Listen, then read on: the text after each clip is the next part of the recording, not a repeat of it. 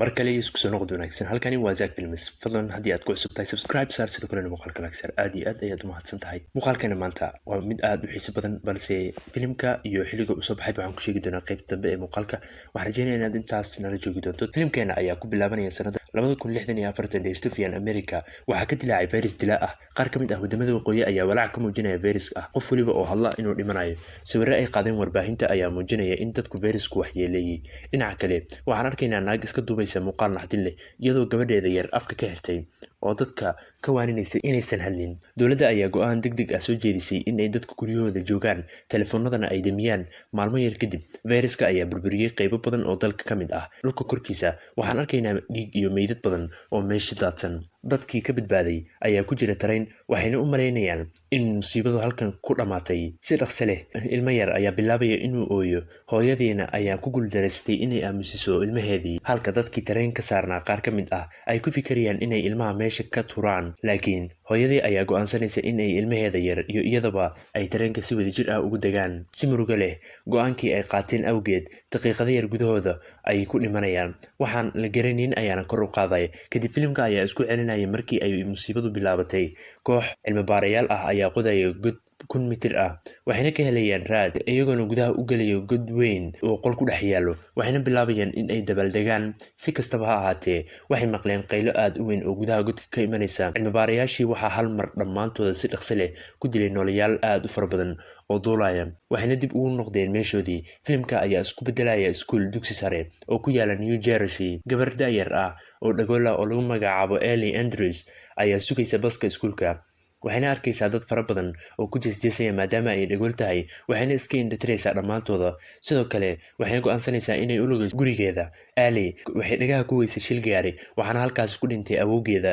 waxayna dadka kula xiriirtaa luqadda ishaarada wiil lagu magacaabo Rob ayaa u sheegaya inuu u raaci doono gurigeeda labadooda way iska heleen laakiin midba midka kale ma awoodo inuu u sheego jacaylkiisa halka Ali aabaheeda Hugh ayaa wacitaan ka helaya xaaskiisa Kelly waxayna u sheegaysaa in gabadhooda mar kale lagu dhibaateeyay iskuulka taasina waxaa ka xanaaqaya familka maadaama aysan waxba ka qaban karin Hugh iyo Kelly aad ayay gabadhooda uga taxadiraan xitaa way isku dagaalaan mararka qaar Ellie waxay la nooshahay waalidkeeda iyo walaalkeeda Jill gabi ahaanba ayaydeeda xitaa waxay la tacaalaysaa xanuun dhammaan qoyska Andrews iyo ayagooda habeennimadii wiilkii Rob ayaa u soo diraya muuqaal xiiso leh oo gumaysi ku saabsan waxayna arkeen fiidmeer badan dhinaca gurigooda duulaysa saqbarkii Kelly ayaa hurdada ka toosisay Ali waxayna u sheegtay inay TV-ga laga soo siidayay war naxdin dhammaan daaqadaha way xirteen waxayna wararka sheegayaan in qaybo badan oo dalka ah weerar ay noole aan la garanaynin kusoo qaadeen kadib markii uu qarxay god ay cilmi baarayaal ku jireen kaasoo xirnaa malaayiin sano ka hor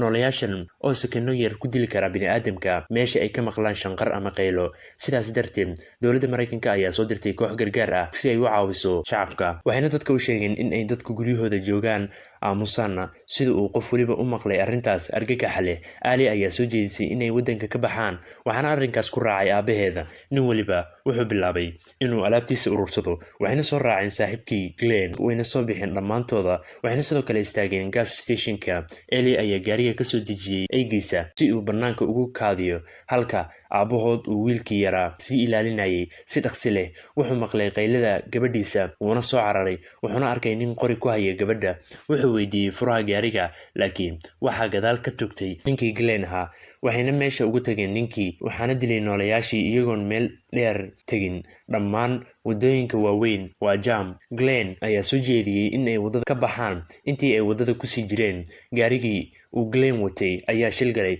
wuxuuna ku dhacay deero kadib familkii ayaa wax waliba sameynaya si ay saaxiibkooda u badbaadiyaan habeennimadkii waxa ay heleen god kadib Ali iyo inantii kale ayaa galaya wiilkii Jude oo god sii galaya ayaa waxaa ka hor imanaya mas weyn kaasi oo aad u qaylinayo taas oo noolayaalkii soo jeedinayso dareenkooda noolayaalkii ayaa dilay maskii waxayna dhaawaceen Kelly aabihii ayaa shiday mashiinka wax shiido kadib bahladii waxay galeen mashiinkii halkaas ayayna ku dhinteen kadib waxa ay heleen guri waxayna ku dhaaween dhaawacii Kelly. Ali ayaa wacday saaxiibkeeda wuxuuna u sheegay in bahalladu dileen waalidkiisii, waxaana soo baxaya dad diin cusub wata, waxayna dilayaan kuwa aan diintooda aaminsanayn. Subaxii, Kelly hooyadeeda ayaa fiirinaysa dhaawacii, waxayna ogaanaysaa inuu infection qaaday. haddii aan la daaweyninna wuxuu ku faafayaa dhammaan jirkiisa. Hugh iyo Ali ayaa soo baxaya si ay daawo ugu soo qaadaan. Waxay imanayaan bakhaar daawo oo meesha ku yaalay. Meesha ayaa mugdi eed sidoo kalena ureysay. Kadib Ellie ayaa aragtay ukumo badan oo ay bahalluhu meesha ku ururiyeen, wayna qaylisay.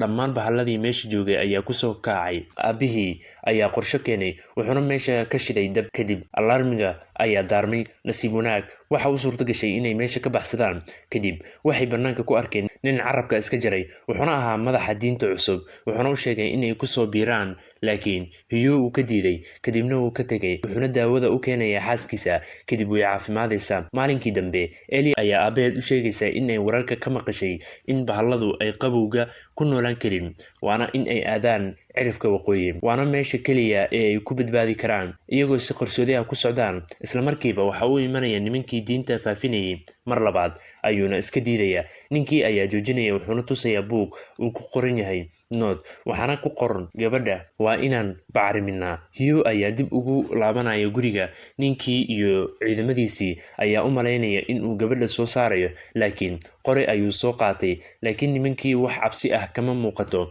Wuxuuna u qoray in qoriga uu dhawaaq samayn doono, kadibna bahalladu ay iman doonaan. Wayna iska baxeen. Habeennimadii Rob ayaa u sheegaya inuu weli galbeedka joogo, wuxuuna u sheegayaa in meesha dad badani ay joogaan ayna tahay meel ammaana intii aysan wax su'aala ka weydiinin. Ellie telefoonkeeda ayuu networkiga ka tegay. Saqda dhexe, Hugh iyo Kelly ayaa kusoo kacaya qaylo ka imanaysa bannaanka. Wuxuuna soo qabanayaa qorigiisa, wuxuuna soo fiirinayaa albaabka si aysan u soo kicin carruurtiisa, laakiin cidna meesha ma joogto. Wiilkii yaraa ee Jude ayaa soo kacay, wuxuuna eegaya bannaanka, wuxuuna arkayaa gabadh isku da' yihiin. Gabadhii waxay u muuqataa mid cabsanaysa. Kelly ayaa go'aansanaysa inay gudaha u soo geliso. Familka ayaana caawinaya, waxayna weydiinayaan sida ay halkan ku timid, laakiin gabadha uma jawaabayso. Kelly ayaa arkaysa dhaawacyo gabadha jirkeeda ka muuqdo. Hugh iyo xaaskiisa ayaa gabadha afkeeda eegaya, waxayna arkayaan in aysan gabadha carab lahayn, waxayna xubin ka tahay dadkii diinta cusub watay. Qoyska dhan waxaa loo dhigay dabin, wayna baarayaan, waxayna ka heleen xoogaa telefoon ah. Ellie ayaa soo kacday, waxayna arkaysaa in daaqadda qolkeeda laga dhijiyay telefoon ama mobile. Si dhaqsi leh telefoonkii ayaa qayli sameeyo si uu soo jiito xayawaanadii. Ellie ayaa bannaanka usoo baxayso. Sidoo kale gabadhii telefoonada ku xirna ayaa iyaguna qaylinaya, waxayna dhex gelinayaan biyo. Waxaana imanaya bahalladii, waxayna bilaabayaan in ay daaqadaha soo jebiyaan. Hugh iyo Jude ayaa isku dayaya in ay mashquuliyaan bahallada, halka intii kalena ay dhulka hoostiisa sii galeen. Laakiin nasiib xumo, nimankii ayaa hoos ku sugaya, waxayna qasab ku kaxaysanayaan Ellie, laakiin hooyadeed ayaa kasoo gaaraysa. Nimankii ayaana bannaanka u baxaya, waxayna horay usii raacayaan gabadhii, laakiin Ellie ayadeed ayaa soo baxayso, waxayna bilaabaysaa inay qayliso. Bahalladii ayaana kusoo baxaya, waxaana Ellie ayna u suurtagelaysaa in ay ka baxsato nimankii. Lane oo ah Ellie ayadeeda ayaa weli hayso mid ka mid ah nimankii. Si xaasidnimo ah ayayna u qaylinaysaa. Dhammaantoodna waxaa dilaya bahalladii. Dhammaan familkii waxa ay daawanayeen ayadooda oo dhimanaysa. Si kadis ah, ninkii hogaaminayay kooxda ayaa imanaya, wuxuuna dhuunta mindi kaga qabanaya Ellie, wuxuuna u sheegayaa haddii ay qayliyaan in ay gabadhoodu dhiman doonto, laakiin si degan ay dabagalaan. Waxayna weerar kadis ah kusoo qaadayaan nimankii. Ninkii Hugh ahaa ayaa qabanaya ninkii kooxda hogaaminayay, isagoona rabo inuu ceejo ku dilo ayaa midi laga gelinaya kelida, laakiin mar kale ayuu soo kacaya, wuxuuna dhulka dhigayaa ninkii. Xaaskiisa ayaa ku caawinaysa in ay midida ka saarto. Ninkii ayaa soo kacaya, wuxuuna madaxa ugu dhufanayaa qorigiisii. Halkaa ayuu ku dhintay ninkii. Familkii ayaana dib isugu soo laabanaya gurigooda, halka gabadhii yareedna ay raacday hooyadeeda. Isbuucyo kadib waxaan arkaynaa familkii oo ka tagaya waddanka, waxayna imanayaan meel badbaado leh. Wuxuuna filimka kusoo dhammaanaya Rob iyo Ellie oo ugaarsi aadaya. Bahalladii ayaana hadda la qabsaday qabowga, dadkuna waxay la qabsadeen aamusnaanta sidii in ay yihiin dhagoolo oo kale. Filimka waxaa lagu magacaabo. waxaan aad iyo aad kaga mahadcelinaya inaad soo gaartay dhammaadka muuqaalkan. waxaan mar kale kaa codsanaya inaad subscribe sartid channelka, sidoo kalena muuqaalka aad like sartid si aad ula socotid muuqaalada joogtada aan soo gelin doono. aad iyo aad ayaad u mahadsan tahay. intaan ku kulmayna muuqaalka xiga, waxaan kaaga tegayaa sidaas iyo nabadgelyo.